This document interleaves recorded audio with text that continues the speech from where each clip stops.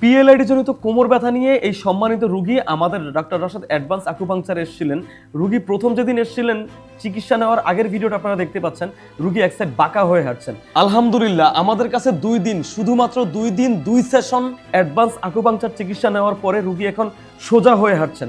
দর্শক আপনারা দেখতেই পাচ্ছেন, চলুন আমরা সরাসরি তার সুস্থ হওয়ার এই গল্পটা রোগীর মুখে শুনবো। হাঁটা চলাফেরা করতে কষ্ট হয়, বসা থেকে উঠতে গেলে একটু কষ্ট হয়। আগে তো হাঁটা চলাচল ভালো মতো করতে পারতাম না, বসে থাকলে বেশিক্ষণ বসে থাকলে উঠতে কষ্ট হতো। তা আলহামদুলিল্লাহ ওখান থেকে একটু ভালো, এখন অনেকটাই ভালো আর কি, মোটামুটি হাঁটা চলাচল করতে পারি।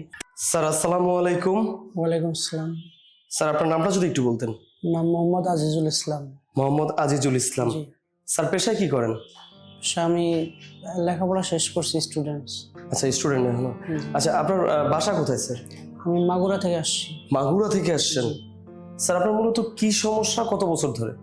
আমার পিএলআইডি সমস্যা, এটা 9-10 মাস এরকম। 9-10 মাসের মতো পিএলআইডি সমস্যা। জি।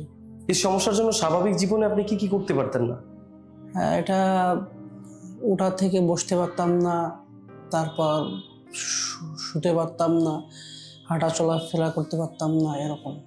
এত খারাপ অবস্থা হয়েছিল? জি। তো এটার জন্য পরবর্তীতে কি পদক্ষেপ নিয়েছিলেন? আমি এর আগে অন্য জায়গা থেকে অপারেশন হয়েছে, তারপরেও আমার বেশি একটা ভালো হয়নি, আগের মতোই। মানে অপারেশন করানোর পরে কোনো উন্নতি হয়নি? জি না, জি না। এখনো আগের মতোই আছে? জি, আগের মতোই আছে। মানে অপারেশন করানোর পরে আপনাকে কি কি রেস্ট্রিকশন দিয়েছিল এটা সম্পর্কে?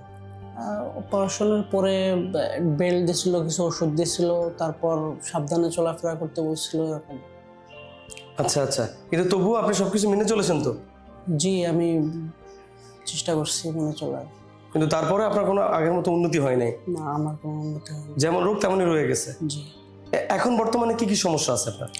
এখন আগের মতোই, এখন হাঁটা চলাফেরা করতে কষ্ট হয়, বসা থেকে উঠতে গেলে একটু কষ্ট হয়, তারপর এটাই, হাঁটা চলাফেরা করতে গেলে কোমরে ব্যথা লাগে আর কি। খুবই একটা বিষণ্ণ অবস্থা। জি, এটা অনেক। মানে এক কথায় আপনার যে একটা, আপনি একজন ইয়াং মানুষ, আমরা দেখতে পাচ্ছি কত সুন্দর সুঠাম দেহে একজন মানুষ, কিন্তু এই কোমরের সমস্যার জন্য আপনার স্বাভাবিক জীবনযাপনটা এখন কষ্টকর হয়ে যাচ্ছে। জি জি, এটা অনেক যন্ত্রণাদায়ক। তা আমাদের এখানকার সন্ধান কিভাবে পেয়েছেন? আমি এখন অনলাইনের মাধ্যমে আসছি, অনলাইনে দেখছি রাশেদ স্যারের কিছু ভিডিও পেশেন্টের, অনেকেই ভালো বলছে, এখানকার ট্রিটমেন্ট নাকি ভালো, এগুলো অনলাইন থেকে আমি দেখছি, দেখে আসছি এখন।